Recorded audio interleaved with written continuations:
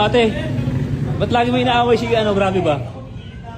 Ah, Hindi ko yan. ay, hindi mo inaaway? Hindi, normal lang yan. Nagsusumbong sa akin, yung uso niya naka-align na raw eh. Alam ba ka? Andyan siya oh. Ano? Hindi naman eh. Ba't bang ginagawa parang ano, yung parang angkla na yung ano yung uso niya eh. Konting hawak mo na lang, nakatayo niya eh. Hindi naman eh. Hindi ba? Ikaw ate, anong kinakain mo dyan? Ha? Ano?